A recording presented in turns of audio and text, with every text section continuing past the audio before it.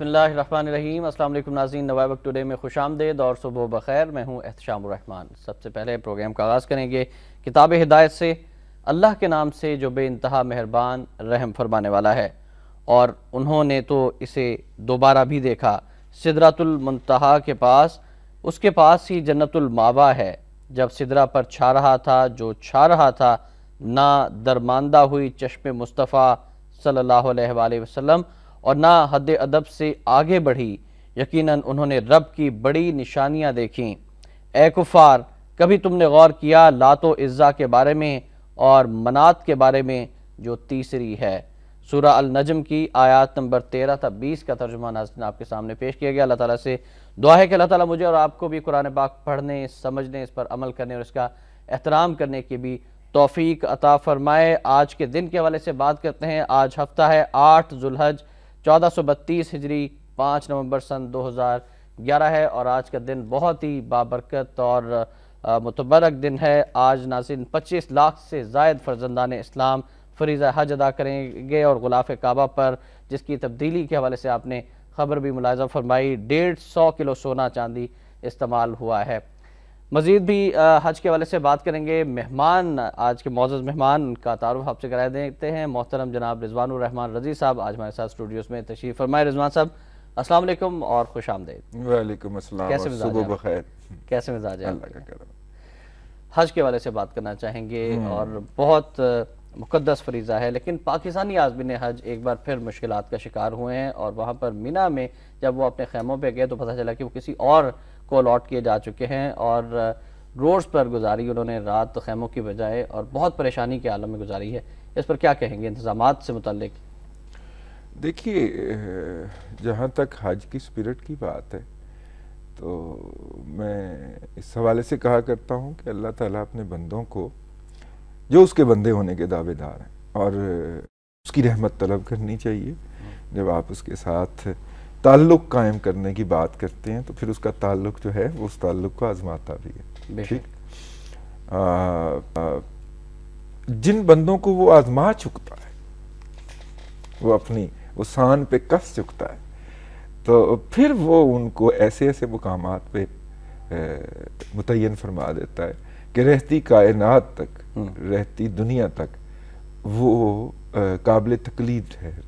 بے شک حج جو ہے یہی سپیرٹ ہے نا ہمیں۔ بالکل صحیح۔ اور موجودہ حالات میں اگر ہم دیکھیں تو حج بیت اللہ کا پیغام کیا ہے مسلمانوں کے لیے؟ حج بیت اللہ کا پیغام تو بیسیکلی آپ دیکھیں، جو اتنے سارے لوگ ایک آبجیکٹو کے لیے اکٹھے ہوتے ہیں وہاں پہ، ٹھیک ہے، اور اتنے سارے مسلمان ایک ہی لبیک اللہم لبیک، بے شک، یہ جب صدا بلند کرتے حاضر ہوتے تو وہ ایک اور منظر ہوتا ہے۔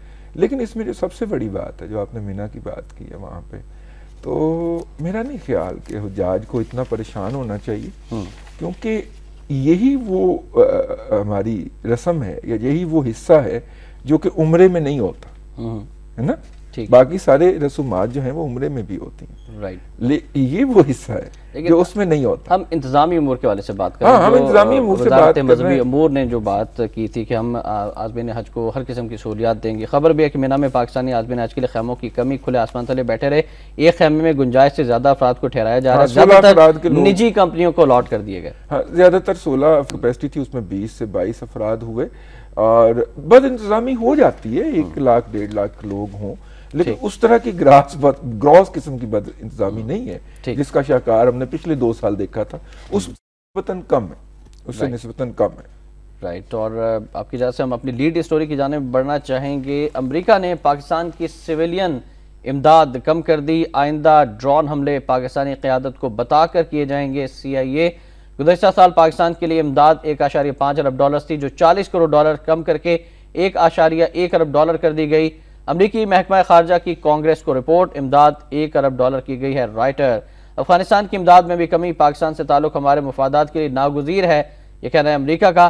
امداد نہ دینے سے ہمارے مفادات پر زد پڑے گی۔ ہیلری، پاکستانی حکام کے دورہ امریکہ کے دوران ڈرون حملے نہیں ہوں گے، وال اسٹریٹ جرنل کی یہ خبر، اور اس پر ہم تبصرے کے لیے رضوان صاحب سے رجوع کرتے ہیں۔ رضوان صاحب، امداد کم کر دی. دیکھیے مجھے تو بہت خوشی ہے کہ یہ امداد کم ہوئی ہے، کیونکہ اس پہ ماتم صفحے ماتم جو بچھے گا، جو گلے لگ لگ کے روئیں گے وہ این جی اوز ہیں، کیونکہ یہ امداد جو سویلین امداد تھی یہ پاکستانی گورنمنٹ کو نہیں مل رہی تھی، این جی اوز کو مل رہی تھی. این جی اوز کے ذریعے امریکن سرو کر رہے تھے نا.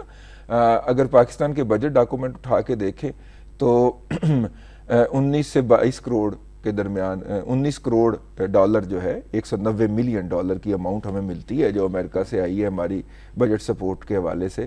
باقی جو وہ پیسے خرچ کر رہے ہیں وہ ان کا کہنا ہے کہ جی وہ براہ راست خرچ کریں گے، اور براہ راست خرچ کرنے کے لیے انہوں نے این جی اوز رکھی ہوئی ہیں جو پوری ایمانداری کے ساتھ جتنا پیسہ آتا ہے اس کو ایک چکر لگا کے ہنڈی کے ذریعے اور حوالے کے ذریعے واپس امریکن بینکوں میں جمع کرا دیتے ہیں تاکہ امریکہ جو ہے اس کی اکانومی بحال رہے. تو وہ ایک گمک ہے، وہ ایک گمک ہے بیسیکلی، تو وہ ان کے مقاصد کے لیے استعمال ہوتے ہیں نا.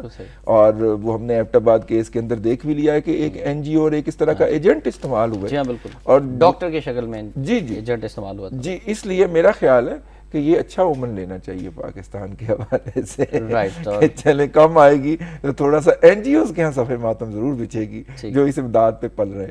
رائٹ. اگلی خبر جو ہے وہ بھارت کو پسندیدہ ملک قرار دینے کے حوالے سے ہے. کابینہ نے اصولی منظوری دی، بھارت کو پسندیدہ قرار دینے کا حتمی فیصلہ مذاکرات کے بعد ہوگا. گیلانی پاکستان پیچھے ہٹ رہا ہے، بھارتی اہلکار ایسی کوئی بات نہیں. ترجمان دفتر خارجہ وزارت تجارت جب ورکنگ مکمل کر لے گی تو پھر کابینہ اس پر غور کرے گی. بھارت سے تجارتی روابط بڑھنے سے معاشی انقلاب آئے گا.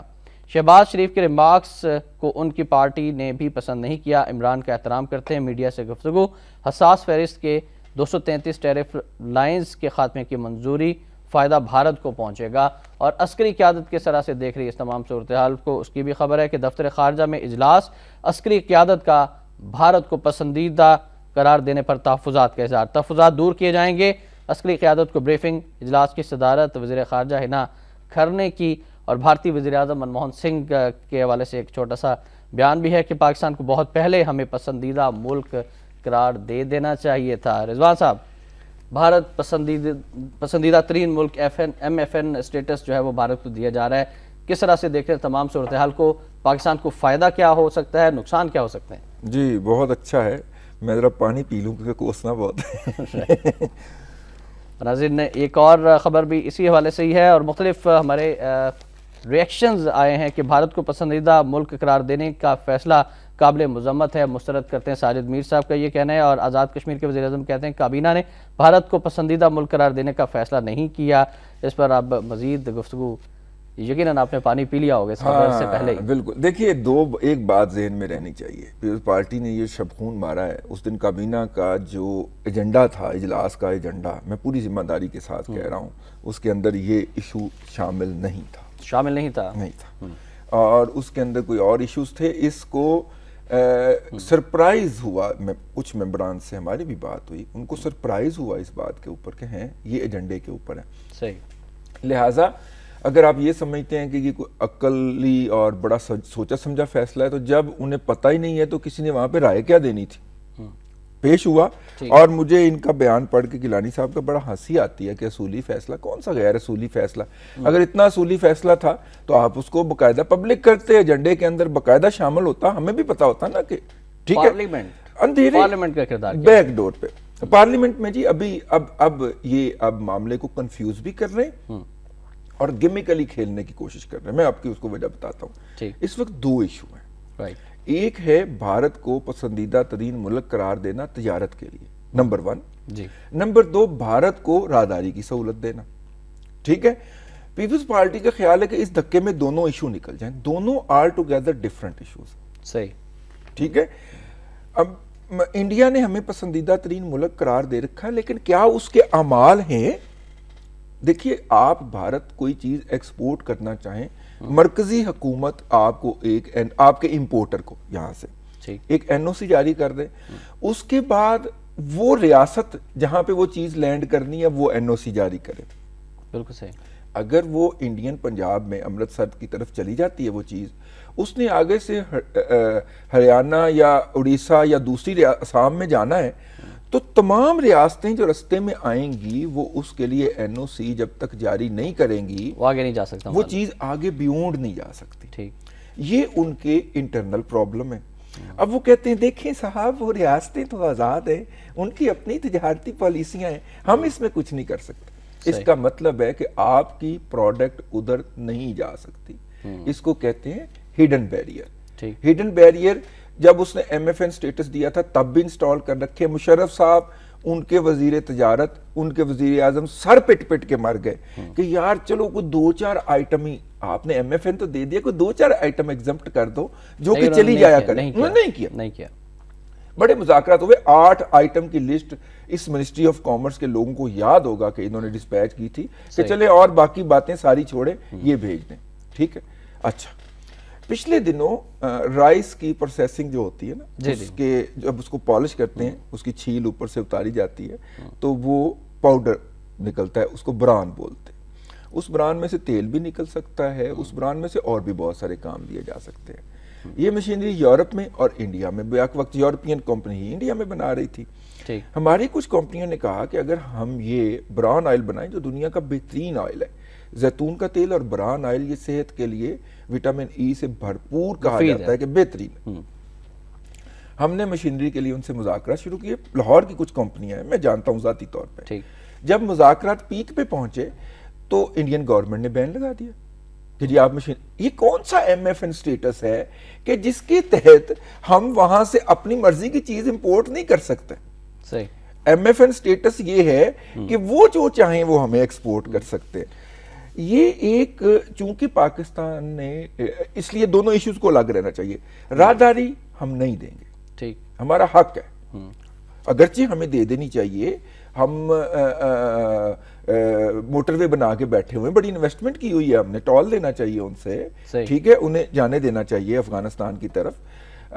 لیکن ہماری راہداری نہ دینے کا انڈیا نے آلٹرنیٹو ڈھونڈ لیا، وہ ایران کے ساتھ مل کے بارڈر کے ساتھ ساتھ ریلوے ٹریک بھی بچھا رہا ہے، اور افغانستان کو وہ بہترین ملک قرار دے رہا ہے۔ جو ایڈوانٹیج اسے واگا سے انٹر ہونے میں، لاہور سے پشاور تک موٹر وے پہ ٹریول کرنے میں اور افغانستان میں انٹر ہو جانے میں ہے، وہ اسے وہاں سے کبھی بھی نہیں ہو سکتا، کیونکہ ممبئی سے وہ سمندر میں ڈالے گا اپنا کارگو، ایران میں اتارے گا، پھر اس کو ٹرین پہ ڈالے گا، پھر ٹرین جا کے آگے رکے گی، پھر اس سے اتر کے ٹرکوں پہ لگے گا۔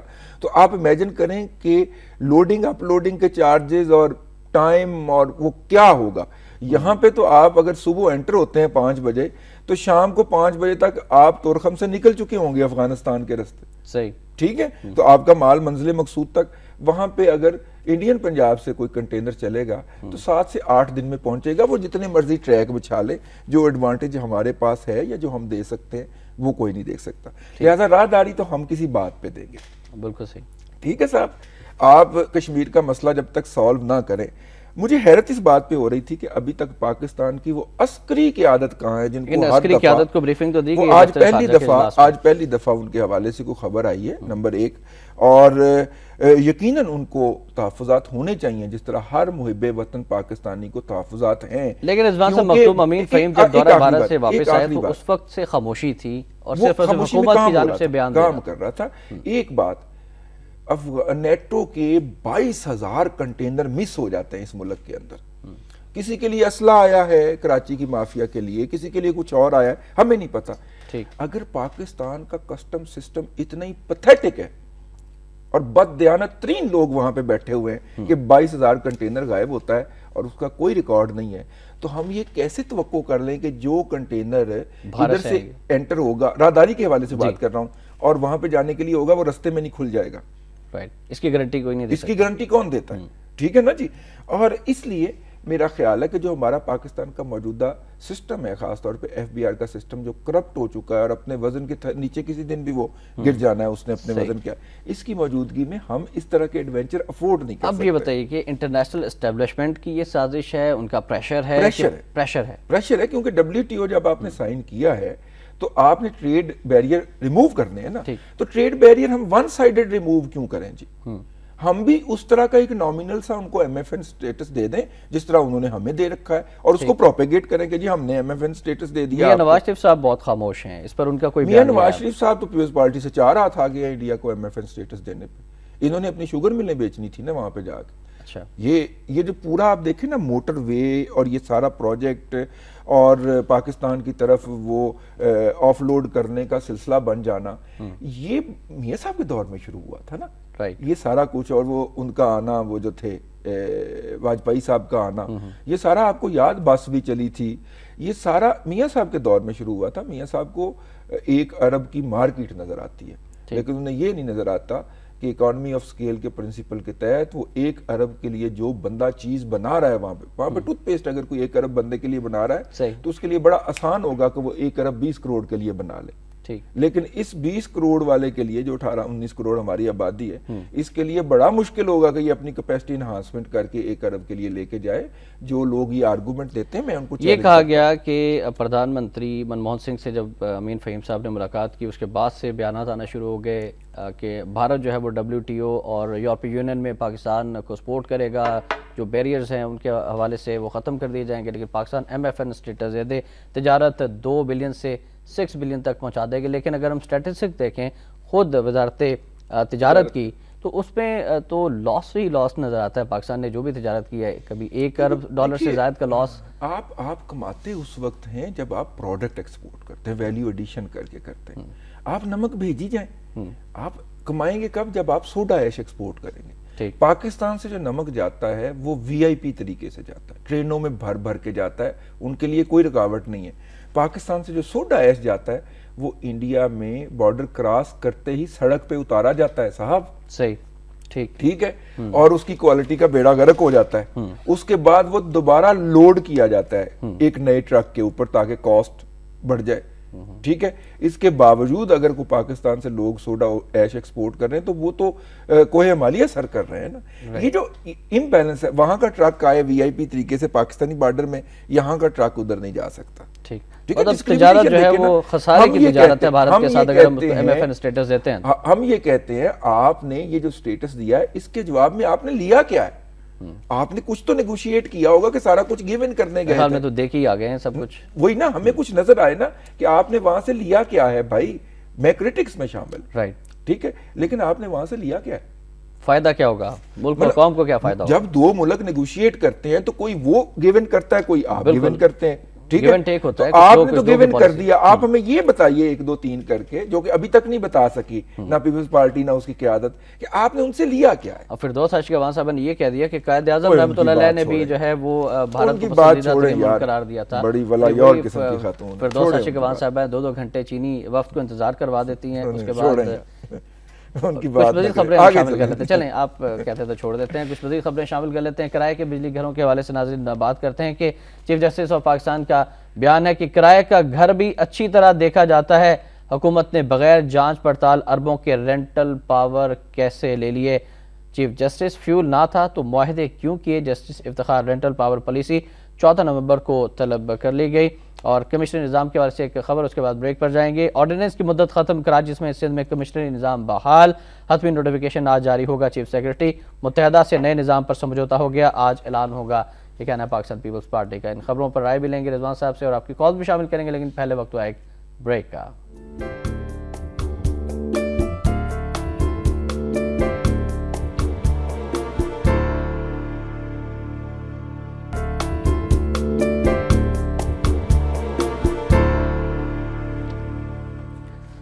نوائے وقت ٹوڈے میں ایک بار پھر آپ کو خوش آمدید کہتے ہیں ناظرین۔ ہمارا نمبر ہے 04236312169 اور 2 خبریں ڈسکس کی تھی بریک میں جانے سے پہلے ہم بات کریں گے چیف جسٹس صاحب کے حوالے سے، کرائے کے بجلی گھروں کے حوالے سے، اس کے بعد سندھ میں کمشنری نظام، اور اس کے بعد پھر ہم نے ایک اور بھی بہت اہم سوال پوچھنا ہے رضوان رضی صاحب سے۔ جی رضوان صاحب، سب سے پہلے چیف جسٹس صاحب نے جو نوٹس لیا رینٹل پاور پہ، کیا کہیں گے اس پر؟ دیکھیے، رینٹل پاور پروجیکٹ ایک ایسا منصوبہ ہے کہ جس کے اوپر وہ عدالت کی زبان کے میں اگر کہا جائے کہ corruption is floating on the surface, صحیح، کہ اس کے لیے کسی تحقیق کی ضرورت ہی نہیں ہے۔ صاف نظر آ رہا ہے، دودھ پہ بلائی جس طرح اوپر موجود ہوتی ہے اور دودھ کے بلائی ہی نظر آتی ہے، دودھ نظر نہیں آتا۔ بالکل صحیح، اگر صحیح دودھ ہو تو اس کو آپ ابالیں تو بلائی اوپر آ جاتی ہے اور بلائی ہی نظر آتی ہے، دودھ نظر نہیں آتا۔ پورے ملک میں کرپشن، اس لیے نہیں، رینٹل پاور پروجیکٹ کے منصوبے کے اوپر کرپشن اس طرح جمی ہوئی ہے، ٹھیک ہے، کہ وہ کرپشن ہی نظر آ رہی ہے، اندر سے منصوبہ نظر نہیں آ رہا۔ رائٹ، تو یہ عدالت نے بڑی دیر کر دی، اس کا نوٹس لیتے ہوئے پورے سال کے دوران قوم کو کوئی اربوں روپے کا ٹیکہ لگ گیا۔ اور اصل میں جو اس وقت آپ دیکھیں نا، سرکولر ڈیٹ کی بات اگر آپ کر لیں لوڈ شیڈنگ کی بات کر لیں. آج صبح میں جب گھر سے نکلا ہوں تو بجلی بند تھی. صحیح. انہوں نے کہا کہ چلیں چھٹی ہو گئی ہے تو اسی بہانے بجلی بند کر دی ہے. لیکن یہ دیکھیے کہ یہ سرکولر ڈیٹا یہ کیوں ہے؟ اس لیے ہیں کہ وابڈا مہنگی بجلی خرید رہا ہے اور سستی بجلی جو ہے وہ لوگوں کو سپلائی کر رہا ہے. اور مہنگی کتنی؟ 40 روپے کا واٹ اگر آپ خرید کے 10 روپے کا واٹ بیچیں گے کلو واٹ ایک یونٹ, تو پھر تو بیڑا غرق ہونا ہوتا ہے. بیڑا غرق تو ہو چکا ہے, عوام کا بیڑا غرق ہو بیڑا غرق ہونا ہے نا. اب آپ نے پہلے 200 یا 250 بلین روپے کے بانڈ جاری کر دیے, ٹھیک ہے. اس کے بعد جو اگلے مہینے میں 25-26 ارب ہوگا اور پورے سال میں 200-250 ارب روپے کا خسارہ ہوگا, اس کا کیا کریں گے؟ ہر سال بانڈ جاری کریں گے. تو ان بانڈ کی پیمنٹ نہیں کرنی آپ نے میچورٹی کے اوپر, اور یہ قوم کے اوپر قرضہ نہیں ہوگا. بالکل قرض ہے. تو اس لیے میرا خیال ہے کہ عدالت کو جلد از جلد اس پالیسی کو اور رینٹل پاور پروجیکٹ کو خاص طور پہ رول بیک کرنا چاہیے. آئی پی پیز بھی یہی لائے تھے اور آر پی پیز بھی یہی لائے ہیں, اور دونوں نے بیڑا غرق کیا. دونوں نے بیڑا غرق کیا. کچھ کالر شامل کرنا چاہیں گے؟ السلام علیکم جی, کون ہے ہمارے ساتھ پہلے کالر؟ السلام علیکم جی. وعلیکم السلام جی, کون صاحب کہاں سے ہیں؟ امیر صاحب ہو رہا ہوں جی, فرمائیے گا. احتشام بھائی تھوڑا جا کمنٹ سے لازمی لے لینا میری اس بات. جی بولیں آپ پلیز. حیرانگی اس بات کی, عجیب و غریب ملک ہے ہمارا یہ, کہ ایک فیصل صالح جو کہ اس حکومت کو کرپٹ کہہ رہا تھا, انہوں نے رینٹل پاور پلانٹ میں اتنے پیسے کمائے ہیں, زرداری صاحب نے, گیلانی صاحب نے, وہی شخص وہ وزیر بن گیا ہے وہ اس کرپٹ حکومت کا. اور یہ بیان بھی دیتا کہ آئندہ انتخابات ہم پیپل پارٹی کے ساتھ مل کر لڑیں گے. ایک بات. دوسری بات یہ ہے, جب وہ سواتی صاحب کو وزیر اعظم صاحب نے 2 وزراء کی لڑائی میں وزیر اعظم نے دونوں وزراء کو فارغ کر دیا تھا, اب بھی فیصل صالح یہ بات کہہ رہے ہیں کہ یہ حکومت عوام کا خون چوس رہی ہے. وہ حکومت میں بھی بیٹھا ہے, اگر وہ خود استعفیٰ نہیں دیتا مجبوری کے تحت. تھینک یو ویری مچ جی. ابھی ہم بات کرتے ہیں, ایک اور کالر شامل کرتے ہیں, پھر رضوان صاحب کی طرف جائیں گے. السلام علیکم, کون صاحب کہاں سے ہیں؟ وعلیکم السلام جی, عمیر راجہ بول رہا ہوں راولپنڈی سے. جی عمیر راجہ صاحب فرمائیے گا. السلام علیکم. وعلیکم السلام ورحمۃ اللہ. میں بھارت والے مسئلے پہ بات کروں گا کہ یہ جو بھارت کو ہم نے پسندیدہ ملک قرار دیا, وہ بھارت ہمیشہ ہمیں دہشت گرد ملک قرار دیتا ہے, ٹھیک ہے. یہ گورنمنٹ جو ہے نا, اس کو دیکھیں, انہوں نے بہادری سے کالا بیگ ڈیم ختم کرنے کا اعلان کیا, بلیک واٹر کو بھی, یہ ریمنڈ ڈیوس کی رہائی کی, کرزئی جیسے غدار کو بھائی کا, ریلوے پی اے, یہ اسٹیل مل, ہر جگہ کو اپنے دوست لگا کر تباہ کیا. میں یہ کہتا ہوں کہ اس پہ ہمیں کیا ان کو ہم کہیں, یہ تو زرداری صاحب کی تو حالت یہ ہے کہ یہ ٹی پی سے تمام جعلے نکال کر بابر وان اور رحمان ملک جیسے بندے لے آئے, جو میں کیا ان کے بارے میں. چلیں ٹھیک ہے, آپ زیادہ نہ کہیں, ہم رضوان صاحب سے پوچھ لیتے ہیں. بہت شکریہ عمر صاحب. انہیں کہہ لینے دیتے, مجھے ضرور پسند ہے. آپ نے کیا کہیں گے آپ؟ فیصل صالح صاحب پہلی بات جو ہے نا ان صاحب نے وہ سن لیں بڑے غور سے, کہ جب چوروں کی آپس میں لڑائی ہوتی ہے تو چوری کا مال برآمد ہو جاتا ہے. برآمد ہو جاتا ہے. ہاں, چوروں کی لڑائی جاری ہے. یہ عربی, یہ ایک فارسی کا محاورہ ہے کہ جب چور آپس میں لڑ پڑے تو چوری کا مال برآمد ہو جاتا ہے. تو آپ نے سب کو چور کرا اس پہ تبصرہ میرا اس سے زیادہ اور نہ سخت ہو سکتا ہے نہ نرم ہو سکتا ہے. ٹھیک. تو اس لیے انہیں نظر آتا ہے کہ وہ حکومت میں بھی بیٹھے اور ساتھ میں تنقید بھی کر رہے ہیں. دوسری بات انہوں نے کیا کہی تھی, وہ انہوں نے کہا جی حکمرانوں نے تمام ادارے جو ہے وہ تباہ کر دیے ہیں. اب دیکھیے نا, اب انڈیا کو ایم ایف این سٹیٹس کی ہم کیا بات کریں. Technically Nawaz Sharif, Peoples party اور عمران خان تینوں سیم پیج پہ. تینوں سیم پیج پہ. عمران خان بھی. جی جی, عمران خان کا بھی اس کے بارے میں یہی خیال ہے. اب ہم کس کو جا کے سمجھائیں اور کس کے سامنے اپنا سر پیٹیں اور اپنا رونا روئیں. اور اوپر سے انڈسٹری کو بھی یہ پیغام دیا گیا کہ جناب اگر آپ نہیں کرو گے تو ہم آپ کو وکٹمائز کریں گے. تو وہ بھی لیٹ گئے. 80 رکنی وفد تو گیا تھا انڈسٹری کا, وہ لیٹ گئے نا. ان کو یہ میسج ملا نا کہ اگر آپ نے بندے کے پتروں کی طرح اس کی حمایت نہیں کی تو ہم آپ کو کسی اور طریقے سے پینلائز یا وکٹمائز کریں گے. حکومت تو حکومت ہوتی ہے نا. فیڈریشن کو بھی اور چیمبرز کو بھی تھریٹ کیا گیا, تھریٹ کر کے تو ان کو اپنے ساتھ میں لایا گیا. آپ ان کا پہلے دن کا ریئیکشن دیکھیں اور آج آپ ان کا کل کا ریئیکشن دیکھیں, اس میں زمین آسمان کا فرق ہے نا. ٹھیک ہے. اور پھر ہم یہ بھی آپ سے جانیں گے کہ ایل سی سی آئی کا چینل جو ہے وہ ایف ایم چینل کیوں بند ہوا ہے. ایک کالر شامل کر لیتے ہیں. السلام علیکم جی. السلام علیکم جی. وعلیکم السلام, فرمائیے گا. میں یہ کہنا چاہ رہی ہوں کہ یہ زرداری اور ایم کیو ایم نے ملک کو کیا دیا, مجھے یہ صرف اس کا جواب چاہیے. ٹھیک, تھینک یو ویری مچ. ایک اور کالر ہمارے ساتھ. السلام علیکم جی, کون صاحب کہاں سے ہیں؟ السلام علیکم. وعلیکم السلام, فرمائیے گا. طارق بات کر رہا ہوں کراچی سے. جی طارق صاحب. میں پہلے بھی کئی مرتبہ آپ سے درخواست کر چکا ہوں کہ براہ کرم آپ کال کو جلدی جلد اسپرٹ کیا کریں اور بات کو پوری مکمل کم از کم ہونے دیا کریں. طارق صاحب مختصر بات پلیز رکھیں اور آپ تو پوری نظمیں سناتے ہیں, ہم نے کبھی آپ کی نظمیں نہیں کاٹی, اس کے باوجود بھی آپ کا بہت بہت شکریہ. میں آپ سے عرض کرتا ہوں, میں خالص پاکستانی ہوں, میرا کسی سیاسی جماعت سے, کسی سیاسی تنظیم سے, کسی گروپ سے کوئی تعلق نہیں. جی ٹھیک ہے, بات کیجیے گا, قدر کرتے ہیں آپ, فرمائیے گا پلیز, بات کیجیے گا. ابھی یہ جی ہے کہ متعلق جو کاروباری بات چیت ہو رہی ہے, جی جی, تو اس میں اس کے میرٹس اور ڈی میرٹس آپ بیان کریں, اس پر اپنے ورڈکٹ مت دیں, یہ میری ریکویسٹ آپ سے. دیکھیں پاکستان کی 18 کروڑ عوام کی جو آبادی ہے, اس میں مجھے ایک شخص دکھا دیں جس کے آبا و اجداد, ان کے آبا و اجداد انہی ہندوؤں, انہی سکھوں کے ساتھ نہ رہے ہوں. ایون یہ کہ آپ نے سیکنڈ ورلڈ وار 1939 سے 45 تک جو رہی, آپ نے انہی ہندوؤں, انہی سکھوں کے ساتھ مل کر آپ نے انگریزوں کے خلاف لڑی. طارق صاحب بہت شکریہ, بہت شکریہ. طارق صاحب آپ کا تبصرہ آ گیا, تو اب ہماری بات بھی سن لیجئے. ہمارے آباء و اجداد جی 700 سال تک ان کے ساتھ رہے, بے شک رہے جی, بالکل رہے. اس کے بعد انہوں نے فیصلہ کیا کہ یہ اتنے گھٹیا لوگ ہیں کہ ان کے ساتھ مزید نہیں رہا جا سکتا, بالکل ہمیں الگ ملک بنانا ہے. اور قائد اعظم نے بھی فرمایا کہ ہمیں نہ ہندو پر بھروسہ ہے نہ انگریز پر, دونوں کے ان ساتھ کو چھوڑ دیجئے, ہم تو اوورآل بات کر رہے ہیں. آپ اوورآل سینیریو لیجئے یار, 600 سال تک رہ کے ہم نے یہ فیل کیا کہ نہیں بھائی ان کے ساتھ ڈیل نہیں ہو سکتا, ہمارے بزرگوں نے, اور ایک الگ ملک بنا لیا. آپ اس فیصلے کے اوپر پچھتا کیوں رہے ہیں؟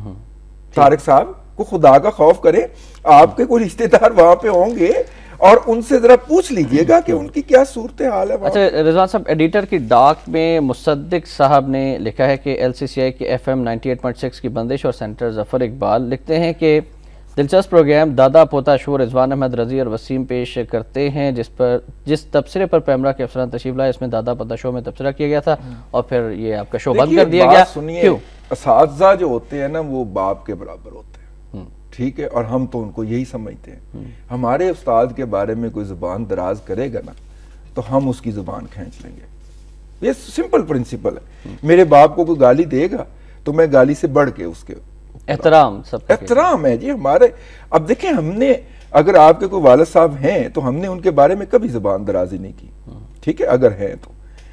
ہمارے جو روحانی باپ ہیں ان کے بارے میں زبان درازی نہ کی جائے, بالکل صحیح. یہ صرف ہم ایک پروگرام کرتے ہیں, آف کورس کرتے ہیں ریڈیو کے اوپر, ہم نے اس کے اندر یہ میسج لوگوں کو بھیجا تھا اور انہیں یہ برا لگ گیا, کیونکہ آج کل ان کو چونکہ وہ فلمیں دیکھتے ہیں زرداری صاحب کے ساتھ بیٹھ کے, کم از کم لوگوں کو یہی بتاتے ہیں. وہ کہتے ہیں کہ میڈیا کے اندر میں جس چینل کو چاہوں بند کرا دوں, جس کو چاہوں چالو کرا دوں. ہم نے اگلے 2 گھنٹے کے اندر چالو بھی کرا لیا تھا اور انشاءاللہ چالو رہے گا بھی.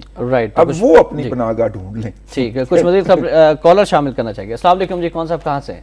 ہلو السلام علیکم. وعلیکم السلام جی, فرمائیے گا, کون صاحب بات کر رہے ہیں؟ جی نواز شریف پالپور سے. جی جی فرمائیے گا. جی ایک تو رضوان عزیز صاحب کا تجزیہ بہت اچھے ہوتے ہیں, ان کو زیادہ سے زیادہ تجزیے بہت اچھے ہوتے ہیں, ساتھ ہی لائن بھی ڈراپ ہوگی. ایک اور کالر بھی ہمارے ساتھ. السلام علیکم جی. وعلیکم جی. وعلیکم السلام. یہ شاہد عرض کر رہا ہوں لاہور سے. جی شاہد صاحب فرمائیے گا. جی سر, گزارش یہ ہے کہ ابھی یہ بات ہو رہی تھی, تبصرہ چل رہا تھا کہ MFN کا درجہ جو دیا ہے انڈیا کو, تو اس کے بدلے میں لیا کیا ہے. تو میں یہ سمجھتا ہوں کہ لینے کے لیے تو یہ ہماری قوم کی طرف دیکھتے ہیں نا, لوٹنے کے لیے تو ہماری قوم ہے, اپنی قوم کو لوٹ لیں تو ان کو میرا خیال ہے اور کچھ بھی نہیں چاہیے جس طرح یہ لوٹ رہے ہیں. لیکن میرا اصل سوال جو ہے اس وقت وہ یہ ہے کہ پچھلے 3-3.5 سال کے دوران اسلام آباد کے ایوان صدر کی ایک جو غیر جانبدارانہ حیثیت ہوتی ہے یا اس کا ایک وقار ہوتا ہے, اس کو جس بری طرح سے مجروح کیا گیا ہے, یہ وقار کب اور کیسے بحال ہوگا, اور اس میں براجمان جو شخصیت اعلیٰ ہیں ان کے کتنے چہرے اور کتنے روپ ہیں, اور وہ سندھ میں جا کے رنگ اور بدلتے ہیں, ایوان صدر میں کچھ اور روپ ہوتا ہے. تو یہ حیثیت جو مجروح ہوئی ہے یہ کب اور کیسے بحال ہوگی؟ رائٹ, بہت شکریہ جی شاہد صاحب. کیسے بحال ہوگی جی ایوان صدر کی حیثیت, ان کا وقار اور ان کی جو ڈگنیٹی ہے, اس پر سوالی نشان ہے. بندہ بدلے گا حیثیت بحال ہو جائے گی, بندہ بدل جائے گا بحال ہو جائے گا, بندہ بدلے گا بحال ہو جائے گی. دیکھیے پچھلے دنوں متحدہ نے جس دن عمران خان کا جلسہ تھا تو کراچی میں ایک ریلی کی, وہ اس ریلی کے اوپر کوئی زیادہ تبصرے نہیں ہو سکے کیونکہ عمران خان کا شو بہت بڑا ہو گیا تھا. صحیح, ٹھیک ہے, اور آف کورس وہ بڑا شو تھا, وہ جلسہ تھا. 25 دسمبر کو وہ جلسہ تھا, کراچی بھی جا رہے ہیں. کچھ کم عقلوں نے ریلی اور جلسے کا آپس میں مقابلہ شروع کر دیا اور ہمارا سر پھاڑنے پہ اتر گئے کہ جناب آپ اس کو بڑا, بھئی وہ جلسہ تھا, وہ ریلی تھی, ریلی میں لوگ واک میں ہوتے ہیں, آپ ٹیکنیکلی تو جائیں نا, कम से कम मेरे से तो एक्सपेक्ट ना करें कि मैं टेक्निकल चीजों को नजरअंदाज कर दूंगा। वो रैली थी और रैली में यकीनन लोग वॉक कर रहे होते हैं। उस रैली में हाँ पार्टिसिपेंट की तादाद है तो रैली में कम थी, जलसे में ज्यादा लोग थे, लेकिन जलसा जो था जलसा जो था वो पूरे मुल्क का जलसा था। वो रैली जो थी वो उन्होंने लाहौर की रैली रखी हुई थी, लोग जहां से मर्जी लाए गए हों, ये अलग बात है, ठीक हो गया। एक तो ये डिफरेंस मद्देनजर रहना चाहिए। एक रैली कराची में भी हुई थी उसका, हाँ रैली जो कराची में हुई थी ना, उसके अंदर मुत्तहिदा के स्टेज के ऊपर पीपल्स पार्टी ने जाके और बैठ के और नारे लगा के तकरीरें करके एक मैसेज दिया। काफी लीग वहाँ भी थी, एक मैसेज दिया कि अगर आपने वफाक की सियासत की और हमें वहां से कोई थ्रेट हुआ तो हम फिर सिंध की सियासत करेंगे। सही, अगर वफाक की सियासत में हमें कोई थ्रेट होता है तो हम सिंध की सियासत करेंगे। ये बड़ा लाउड एंड क्लियर मैसेज था, इसलिए मैंने कहा कि वो चूंकि नजरअंदाज ना हो जाए वो मैसेज जो कि पीपल्स पार्टी ने वहां पे उस दिन दिया है। ठीक, अब मुख्तसर नाम आपसे बात करें, कमिश्नर निज़ाम बहाल कर दिया गया है, काफ़ी मुज़ाकरात तो दे रहे, 3 नशिस्तें उसके बाद फिर कमिश्नर निज़ाम बहाल करने के बारे से अब सिंध की सियासत क्या रुख इख्तियार करने जा रही? देखिए कमिश्नरी निज़ाम जो है वो मुत्तहिदा की छेड़ थी और इसी के ऊपर वो अलहदा भी हुई थी। वो जो आखिरी दफा जो अलहदा तो वो बहुत दफा हुई है ना। सही। ये ऐसी बीवी है जो ऐसी बीवी है कि ये हलाले के बगैर ही दोबारा रजू कर लेती। ठीक, मतलब अभी मजीद भी आप एक्सपेक्ट कर सकते हैं कि अलहदगी हो सकती है? हाँ किसी भी बात भी हो सकती है। अभी 5 साल मुद्दत पूरी नहीं हुई ना। हाँ किसी भी दिन एक आध दफा तो और ये ड्रामा लगाएंगे ना 5 साल मुद्दत पूरी होने से पहले। और अगर ये नजर आया कि इस सेटअप के अंदर हम ये इलेक्शन के अंदर कोई थ्रेट हो सकता है हमें तो राइट। और नाज़रीन बढ़ते हैं आज के नवाब कॉलम की जानिब।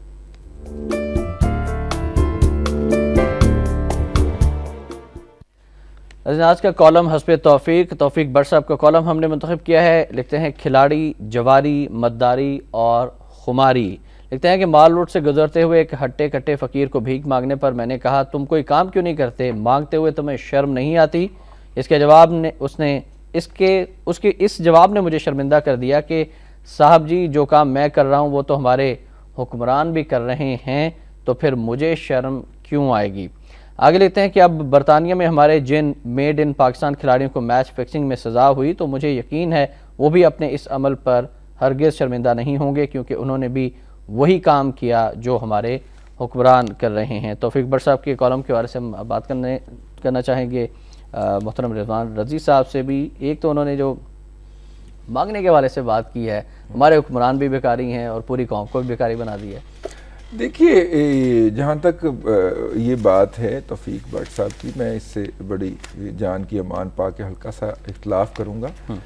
जितने कर्जे पाकिस्तान लेता है या लिए हैं पाकिस्तान ने वो उसका अशरे अशीर भी नहीं है जो दूसरे ममालिक लेते हैं। ठीक, लेकिन इन कर्जों के नतीजे के अंदर हमारा जो इंटेलेक्चुअल है वो जितनी इस कौम की साइकोलॉजिकली पिटाई करता है और उसके ज़मीर को या उसके कॉन्शियस को डैमेज करता है कि तुमने कर्जा ले लिया, तुमने कर्जा ले लिया। कर्जे लेने में कोई बुराई नहीं है, दुनिया की किसी इकॉनमी ने बगैर कर्जे के तरक्की नहीं की।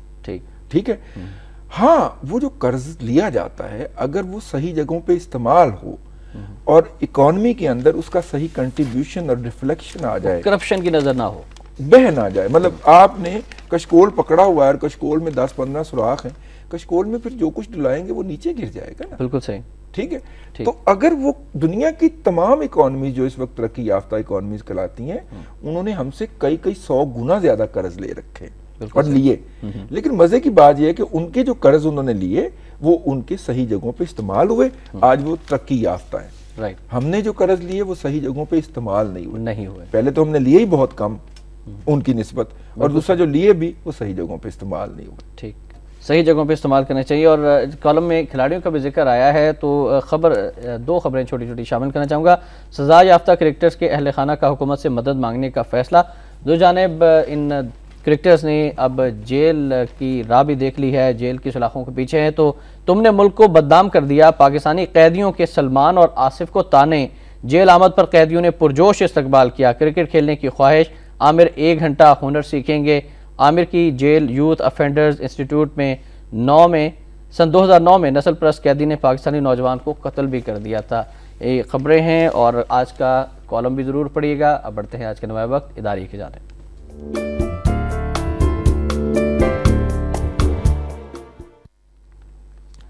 آج کا اداریہ ہے کہ امریکی سینیٹر ایکرمین کا پاک فوج کو امریکی اتحادی نہ ہونے کا تانا، کیا ہمیں امریکی فرنٹ لائن اتحادی کا کردار برقرار رکھنا چاہیے؟ امریکی سینیٹر گیری ایکرمین نے کہا ہے کہ پاکستانی فوج ہماری اتحادی نہیں اور نہ ہی وہ امریکہ کی حامی ہے، جبکہ امریکہ کی جانب سے فوجی امداد دی جانے کے باوجود پاکستانی فوج کی پالیسی میں تبدیلی نہیں ہوئی، حالانکہ 75% پاکستانی امریکہ کو اپنے مسائل کی وجہ نہیں سمجھتے۔ اس پر مختصر تبصرہ بھی ہم رضوان صاحب سے لیں گے، کیا کرنا چاہیے ہمیں اب؟ یہ ایکر مین نہیں ہے، یہ اینگر مین ہے۔ اینگر مین ہے، بالکل رہتے ہیں پاکستان کے حوالے سے ہمیشہ وقتاً فوقتاً اپنے غصے کا اظہار کرتے رہتے ہیں، لیکن ان کا اتنا امپیکٹ نہیں ہے کہ نوائے وقت اس پہ اداریہ لکھ دے۔ ان کو اتنی اہمیت نہیں دی جانی چاہیے۔ پہلے تو میرا یہ اعتراض ہے جی، اس کے اوپر نوٹ کیا جائے۔ رائٹ، بالکل جی، نوٹ کر لیا ہوگا ہمارے۔ اور دوسری بات یہ ہے کہ یہ پاکستان نے فرنٹ لائن اتحادی اس لیے بنا تھا کہ اس وقت اس ملک کے اندر ایک بدترین ڈکٹیٹر قابض تھا۔ ہمارے ترقی پسندوں کی زبانیں گنگ ہو جاتی ہیں اس کو ڈکٹیٹر کہتے ہوئے، کیونکہ وہ ان کا ہم مشرب اور سارا کچھ ہم پیالہ ہم نوالا تھا نا، تو اس لیے اس کے اوپر تنقید نہیں ہونی چاہیے، تنقید صرف ضیاء الحق پہ ہونی چاہیے، ٹھیک ہے، کیونکہ وہ نماز پڑھتا تھا۔ وہ بدترین آمریت جو تھی جس نے جمہوریت کا تختہ الٹ کے اس ملک کو اندھیروں میں دھکیلا تھا، اس کو لیجیٹمائزیشن دلانی ضروری تھی، اس کو جائز قرار دینا ضروری تھا۔ تو جائز قرار دینے کے لیے ہم نے امریکہ کے جوتے اٹھا کے سر میں رکھ لیے اور وہ بھی باتیں کرنے کے لیے تیار ہو گئے۔ ان دا لائن آف فائر پڑ جائیں، اس کے بعد رضوان رضی پہ آرٹیکل 6 نہیں، اس کے بعد مشرف صاحب پہ آرٹیکل 6 لگتا ہے، وہ کتاب ہی پڑھ لے اگر عدالت کا کوئی باضمیر جج، ٹھیک ہے۔ اب جناب وہ اس شخص نے اس قوم کو فرنٹ لائن اتحادی اس لیے بنایا کہ جب یہ فرنٹ لائن اتحادی بنے گی تو اس کی دکانداری چل پڑے گی نا، جو اس نے چلائی 8 سال۔ نثار صاحب نے کہا مسلم لیگ نون اقتدار میں آ کر مشرف کا ٹرائل کرے گی، نہیں، اس نے دکانداری 8 سال چلائی۔ اب اس دکانداری سے آپ نے وہ دکان بڑھانی ہے، اس سودے کو بند کرنا ہے بیچنا، اور اس سے جان چھڑانی ہے۔ یہ ہماری جنگ نہیں ہے، ٹھیک، بالکل صحیح کہا، ٹھیک ہے نا۔ ہم نے اپنے اتنے سویلین شہید کروا لیے، ہماری فورسز کا مورال ڈاؤن ہو گیا، انہیں انگیج رہنا پڑ رہا ہے اراؤنڈ دا ایئر۔ ہم انڈیا کا مذاق اڑایا کرتے تھے کہ جناب وہ کشمیر کے اندر 7 لاکھ فوج ڈال کے تو دیکھیں اس نے اپنی اس کی آرمی کے اوپر جتنے سائیکولوجیکل امپیکٹس آئے ہیں اس کے، اور ہم جو ہیں وہ اپنی آرمی کو اس میں دھکیل رہے ہیں۔ یہ ہمارا منصب نہیں ہے، نہ ڈیفنس اسٹریٹجیکلی نہ دوسرے حوالے سے۔ رائٹ، بہت شکریہ رضوان رضی صاحب، آپ تشریف لائے، بہت اہم موضوعات پر آپ سے بات ہوئی، انشاءاللہ اگلی نشست میں بھی ملاقات ہوگی اور بات بھی ہوگی۔ طبیعت ٹھیک ہے نا؟ جی الحمدللہ، اسی نے تو آپ کو خبریں بتائی۔ اور ناظرین، آخر میں فرمان قائد اعظم رحمۃ اللہ علیہ جلسہ عام ڈھاکہ 21 مارچ سن 1948 کو قائد اعظم رحمۃ اللہ علیہ نے فرمایا کہ حکومت کے سامنے صرف ایک ہی مقصد ہو سکتا ہے، عوام کی بے لوث خدمت، اس کی فلاح و بہبود کے لیے مناسب تدابیر اختیار کرنا، اس کے سوا برسر اقتدار حکومت کا مقصد اور کیا ہو سکتا ہے؟ اور اگر اس کے سوا کوئی اور مقصد سامنے ہے تو ایسی حکومت کو اقتدار سے الگ کر دو، لیکن ہلڑ بازی سے نہیں۔ اس پر ضرور غور کیجیے گا، آپ بھی، میں بھی، اور تمام سیاسی جماعتیں بھی، اور اقتدار میں بیٹھے حکمران بھی اس پر ضرور غور کریں۔ احتشام الرحمان کو نوائے وقت ٹوڈے سے اجازت دیجیے، اللہ حافظ۔